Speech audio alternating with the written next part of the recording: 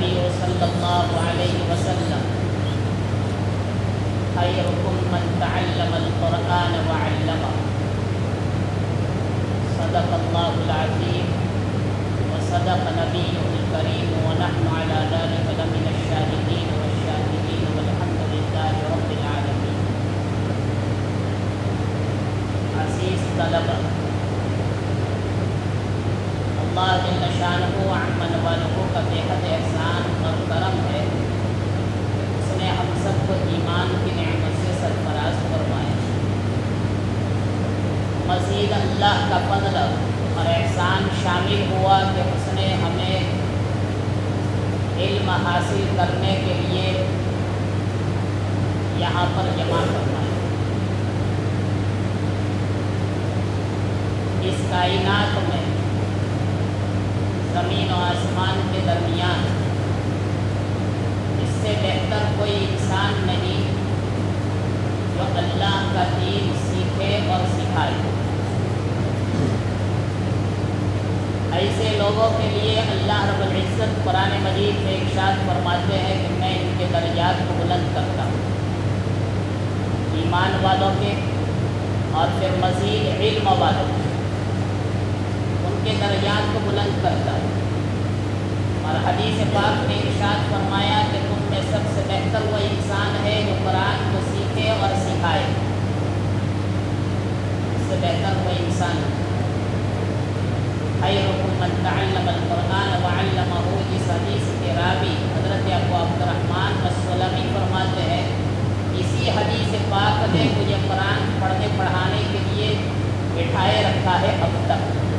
حضرت عثمان غنی رضی اللہ تعالیٰ عنہ کے زمانے سے لے کر حجاج کے زمانے تک تقریباً 40 سال کے قریب تک کا زمانہ ہے. اسی حدیث نے مجھے بٹھایا. میں اب تک قرآن پڑھ رہا ہوں، پڑھا رہا ہوں، سیکھ رہا ہوں، سکھا رہا ہوں. اللہ تعالیٰ کا شکر ادا کیجیے کہ اسی راہ کے لیے اللہ رب العزت نے ہم سب کو منتخب کیا. نبی کریم صلی اللہ علیہ وسلم سے پوچھا گیا کہ بنی اسرائیل میں 2 شخص تھے، ایک عالم تھا، دوسرا عابد تھا. عالم جو تھا یہ فرض نماز پڑھتا تھا اور اس کے بعد پڑھانے میں اور دین سکھانے میں مشغول ہو جاتا. اور دوسرا عابد جو تھا دن بھر روزے رکھتا، رات بھر عبادت کرتا. دونوں میں افضل کون؟ آپ نے ارشاد فرمایا ایک طرف عالم ہے جو فرض نماز پڑھ کر فوراً پڑھنے پڑھانے میں لگ جاتا ہے، دوسری طرف عابد ہے، عبادت کرتا ہے، دن پر روزہ رکھتا ہے، رات پر عبادت کرتا ہے. لیکن عابد کے مقابلے میں عالم کی فضیلت ایسی ہے کفضلی علی ادناکم، جیسے مجھ نبی کی فضیلت تم میں سے ادنا امتی پر. نبی کہا اور امت کہا، اور امت میں بھی ادنا امت، جیسے میری فضیلت تم میں سے ادنا آدمی پر، ایسی فضیلت عالم کی عابد پر ہوتی ہے. آپ کو معلوم ہے ایک مرتبہ مسجد نبوی میں جب آپ تشریف لائے، دیکھا کہ چند صحابہ کرام عبادت میں مشغول ہے، اللہ سے دعا کر رہے ہیں، عبادت کر رہے ہیں، اللہ سے امید باندھے ہوئے ہیں، اور دوسری طرف پڑھنے پڑھانے کا سلسلہ ہے. آپ نے فرمایا کلاہما علی خیر، دونوں اچھی حالت میں، دونوں خیر کے کام کر رہے ہیں. لیکن فرمایا انما بعثت معلما، میں معلم بنا کر بھیجا گیا ہوں، یہ فرمایا آپ نے. اور یہاں پڑھنے پڑھانے کی مجلس تھی، اس مجلس میں آپ تشریف فرما ہو گئے. اس سے بھی اہمیت معلوم ہوتی ہے کہ علم کی اہمیت دربار رسالت مآب صلی اللہ علیہ وسلم ہے کیا تھی. آپ نے ارشاد فرمایا کہ جو طالب علم حاصل کرنے کے لیے اپنے گھر سے نکلتا ہے وہ اللہ کی راہ میں نکلا. من خرج فی طلب العلم فهو فی سبیل اللہ حتی یرجع، جب تک یہ واپس نہ لوٹے تب تک یہ راہ خدا میں ہے، اور یہاں اگر مر بھی گیا تو وہ شہید ہے.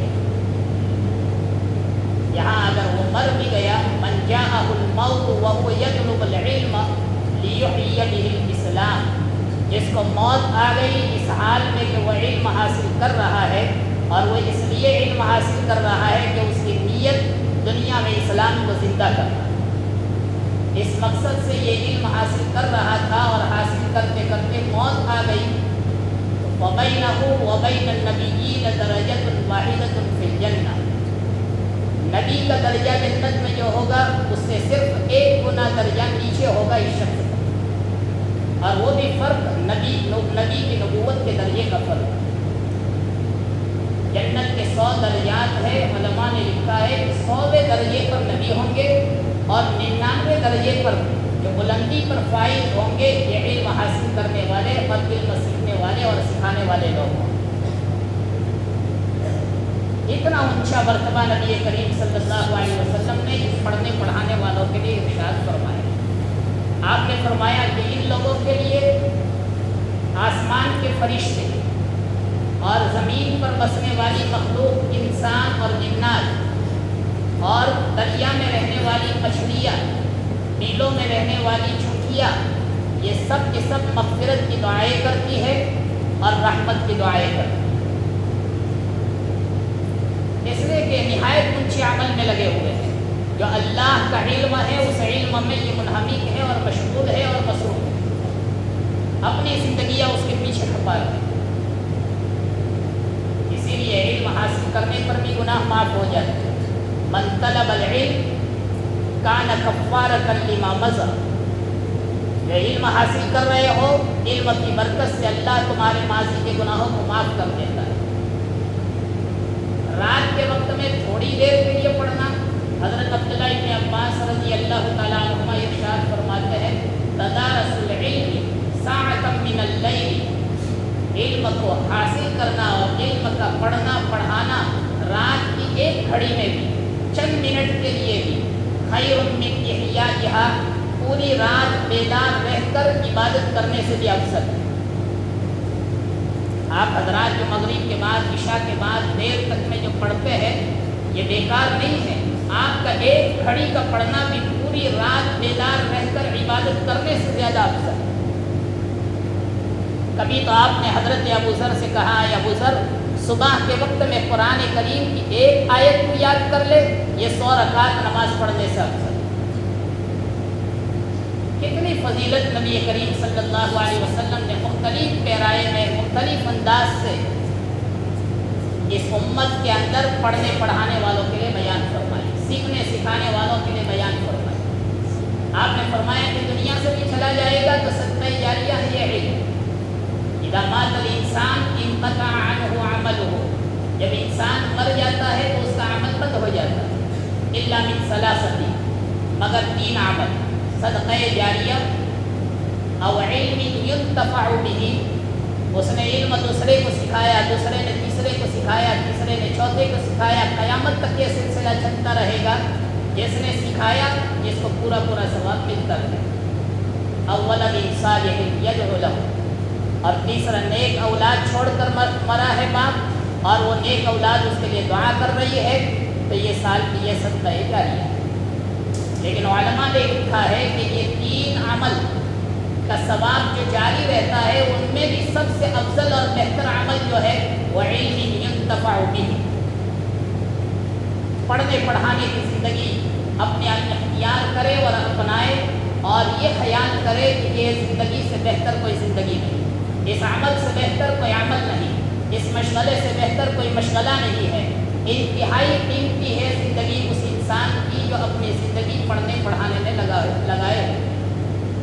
اللہ تعالیٰ کا شکر ہے ابھی تک ہم اس راہ پر لگے ہوئے ہیں، چل رہے ہیں، جڑے ہوئے ہیں، وابستہ ہے۔ اللہ موت تک اس کو نبھائے رہے، اللہ تعالیٰ موت تک ہمارا اس کے ساتھ رابطہ اور ضابطہ اور یہ سلسلہ ہمارا وابستہ رہے۔ اللہ تعالیٰ ہمیں اس کی قدردانی کی توفیق عطا فرمائے۔ دیکھیے اسلاف کے واقعات، اسلاف کی زندگیوں کو دیکھیے، ان حضرات نے علم اگر ہم تک نہ پہنچایا ہوتا تو ہمارے پاس آج یہ دین صحیح معنی میں محفوظ ہو کر نہ آتا۔ ان حضرات نے ایک ایک حدیث پاک کے لیے کتنی محنتیں کی ہے، کیسی سفر کی صعوبتیں اور مشقتیں برداشت کی ہے، اور کس طرح سے اپنے گھروں کو چھوڑا ہے۔ امام ابن مندہ رحمہ اللہ کے بارے میں لکھا ہے تذکرۃ الحفاظ میں، 20 سال تک اپنے وطن میں علم حاصل کیا، اور 20 سال تک جب اپنے وطن کے تمام علماء سے علم حاصل کر چکے اب باہر نکلے اور واپس لوٹے ہیں اس وقت میں جب 65 سال کی عمر ہو چکی۔ 65 سال کی عمر تک واپس نہیں لوٹے، 20 سال کی عمر میں نکل چکے علم حاصل کرنے کے لیے، اور جب واپس آئے ہیں تو اس وقت میں پیسے روپیے جمع کر کے واپس نہیں لوٹے ہیں۔ جب اپنے وطن میں اپنی بستی میں داخل ہوئے ہیں، امام ابن مندہ رحمہ اللہ یہ خود ایک اونٹ پر سوار ہے اور پیچھے پیچھے 40 اونٹ ہے، اور 40 اونٹوں کے اوپر کتابیں رکھی ہوئی ہیں، 40 اونٹوں کے اوپر کتابیں لگی ہوئی ہے۔ اور امام ابن مندہ رحمہ اللہ علماء نے لکھا ہے کہ سلام ہو امام ابن مندہ پر، اور اللہ تعالیٰ ان کی قبر پر کروڑوں رحمت نازل فرمائے۔ کیا یہ علم حاصل کر کے گئے اور دنیا کو کیا علم دے کر گئے۔ عزیز طلباء، ایسا ایک نہیں، ہزاروں امام دنیا سے گزرے، ہزاروں علماء اور علامۃ الدہر دنیا سے گزرے ہیں جنہوں نے اپنی زندگیاں علم کے پیچھے کھپا لی اور کتنے قربانیاں دی۔ امام بخاری علیہ رحمہ 16 سال کی عمر میں گھر سے نکلے، حج کے سفر میں گئے، حج کے سفر کے بعد پھر چھان رہے ہیں علم کو، کبھی اس در پر، کبھی مصر میں، کبھی شام میں، کبھی بغداد کا سفر کر رہے، کبھی کوفہ، کبھی بصرہ، کبھی نیشاپور کا سفر ہے۔ اور ایسا بھی مرحلہ پیش آیا کہ کھانے کے لیے نہیں ہے تو گھاس تک بھی انہوں نے کھائی۔ ایک محدث کے بارے میں علماء نے لکھا ہے کہ یہ محدث اپنی آخری عمر میں اپنا راز فاش کر رہے ہیں طلباء کے سامنے اور شاگردوں کے سامنے۔ اے بچوں، علم حاصل کرو اور علم کی قدر کرو، ہم نے اس علم کے خاطر کیا قربانیاں دی ہے، سمجھو اور اس کی قدر پہچانو۔ ایسا زمانہ بھی میرے ساتھ پیش آیا ہے کہ علمی سفر کرتے کرتے میں راستہ بھٹک گیا اور جنگل میں، بیابان جنگل کے اندر بھٹک رہا تھا، کھانے کے لیے بھوک سے بےتاب ہو رہا تھا، پانی پینے تک کے لیے میسر نہیں تھا، جان بچانے کے لیے میں نے اپنا پیشاب خود پیا، خود اپنا پیشاب پیا، اور علم حاصل کرنے کے لیے میں نے در در کی ٹھوکریں کھائی ہے، اور آج میں تمہیں علم دے رہا ہوں۔ یہ تھا ان حضرات کی قربانیاں، ان حضرات کی محنتیں، ان حضرات کے مجاہدے، کیا قربانیاں دی۔ علامہ شمس الدین سرخسی رحمہ اللہ، جن کی کتاب ہے المبسوط 30 جلدوں میں، اور کہاں لکھی، حاکم وقت نے ایک حق بات کہنے کی بنیاد پر اس ظالم بادشاہ نے ان کو کنویں میں بند کر دیا اور کنویں میں اتار دیا۔ 15 سال تک یہ کنویں میں رہے، 15 سال تک کنویں میں رہے ہیں، اور کنویں میں رہ کر انہوں نے المبسوط نامی 30 جلدوں میں کتاب لکھی۔ کیا قربانیاں دی گئی حضرات۔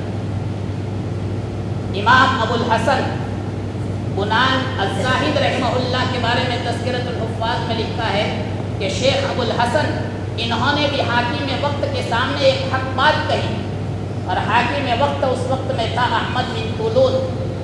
احمد بن طولون ایسا ظالم حاکم تھا کہ اس نے 18,000 آدمیوں کو کیفر کردار پر پہنچایا، 18,000 آدمیوں کو موت کے گھاٹ اتارا ہے۔ یہ احمد بن طولون نے حکم دیا اپنے درباریوں کو، لے جاؤ یہ شیخ کو، شیخ ابو الحسن بنان الزاہد کو، اور شیر کے حوالے کر۔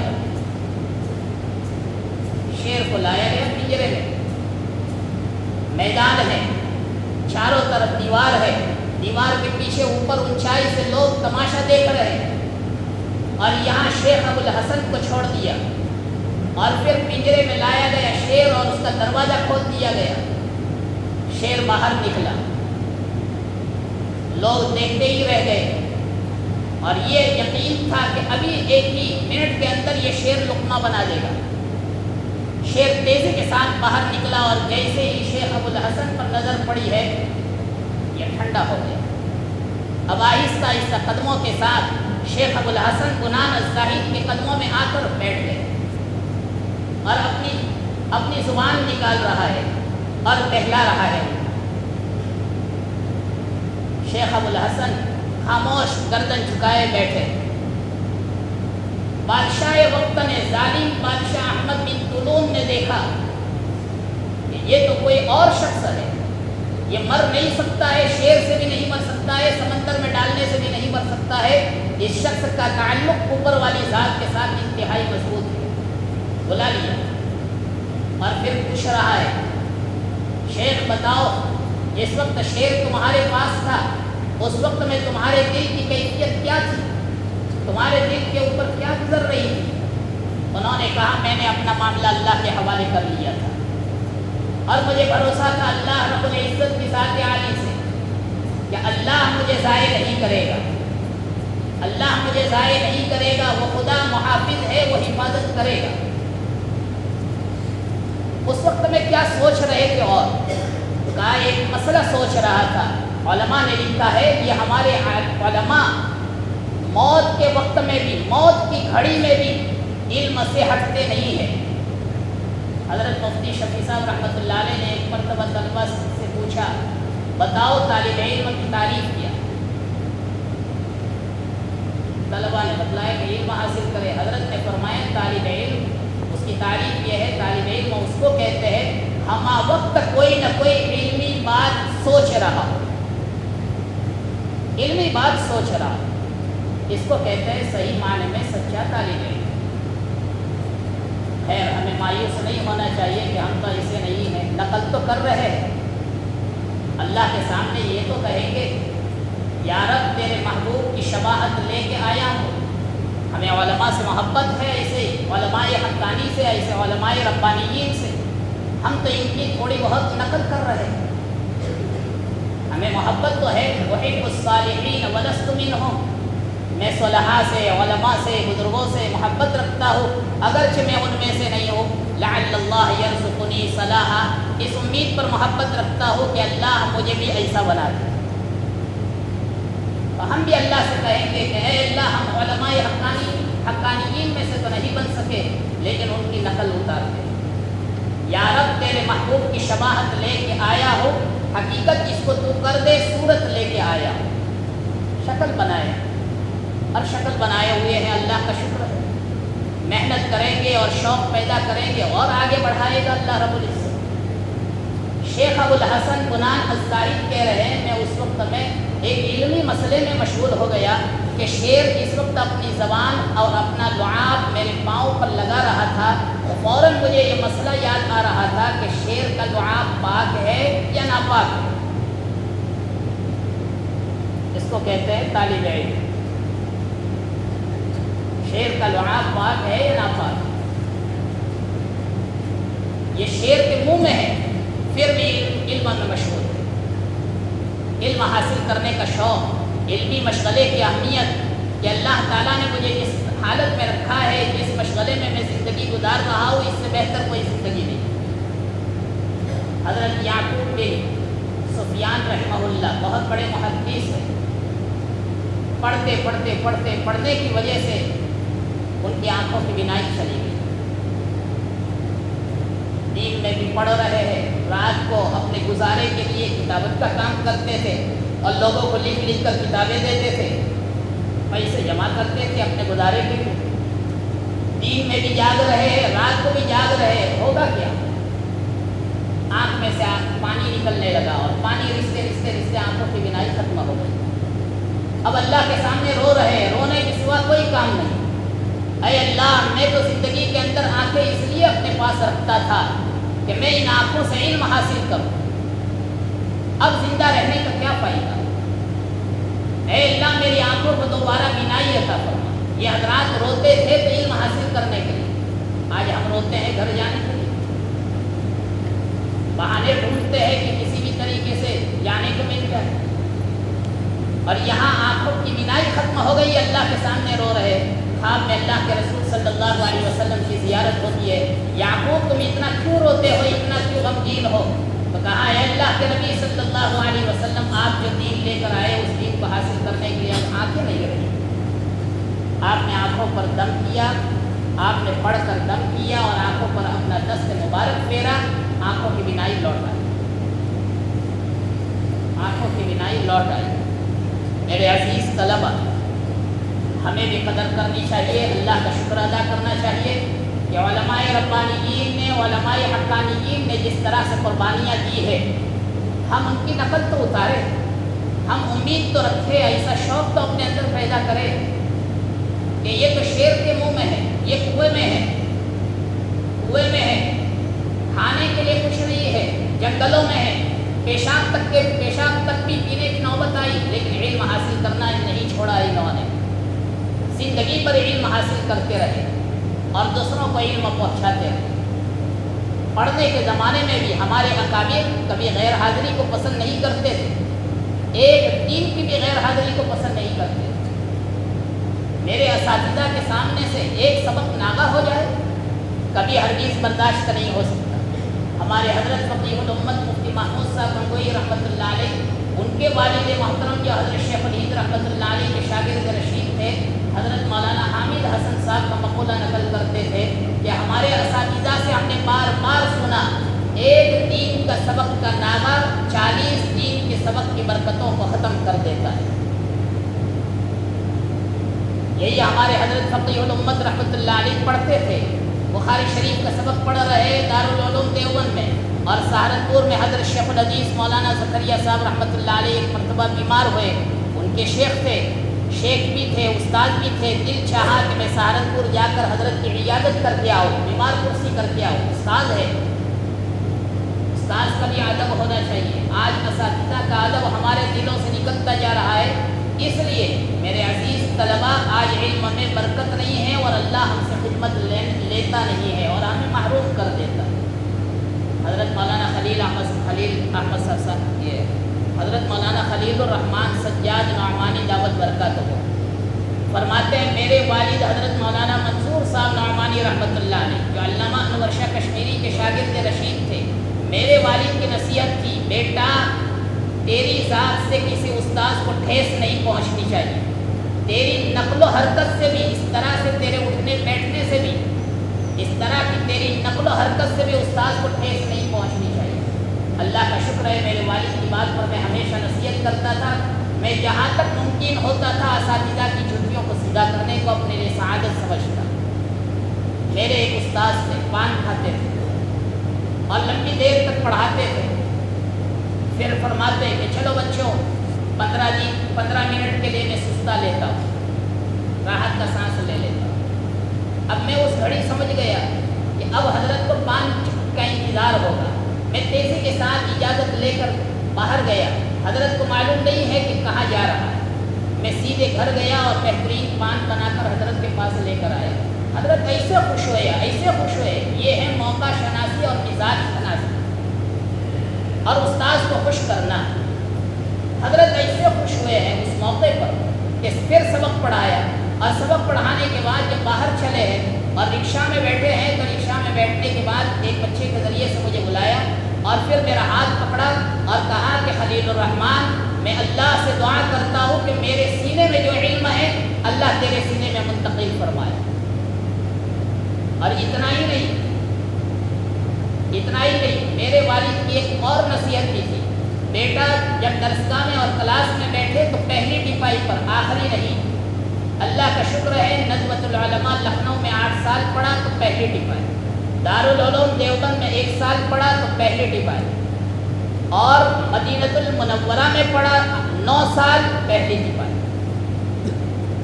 کبھی دوسری ٹپائی پر نہیں بیٹھا، اس لیے کہ میرے والد محترم کی نصیحت تھی، میرے والد محترم کی نصیحت تھی۔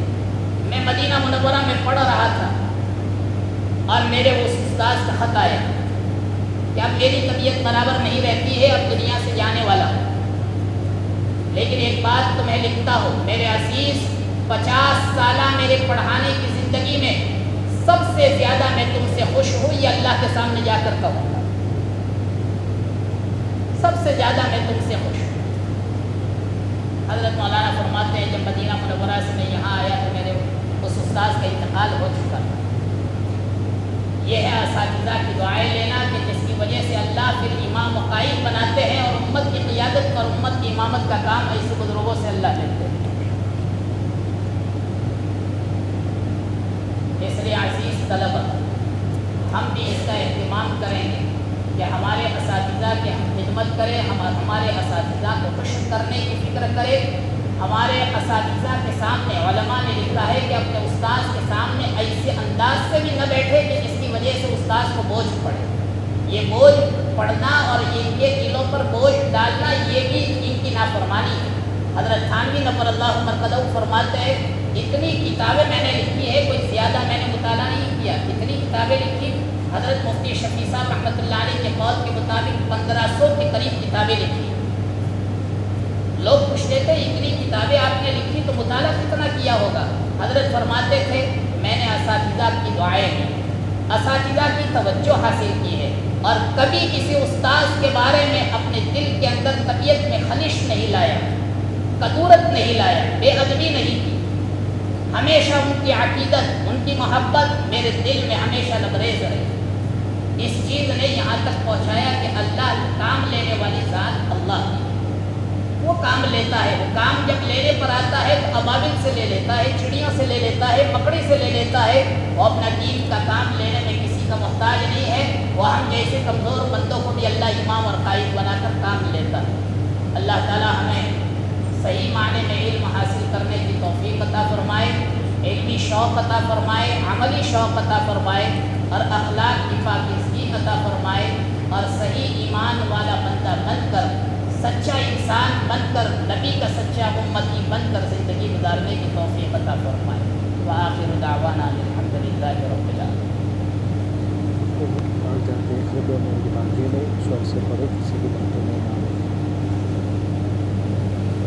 دیکھیے آپ لوگوں کو تجربہ ہے، جب بھی بقرعید کی چھٹی ہوتی ہے تو طبیعت میں اضطراب ہوتا ہے، وہ نشاط نہیں ہوتا، وہ چستی نہیں ہوتی، لیکن یہ تھوڑے وقت تک کے لیے ہوتا ہے، ہفتہ 10 دن۔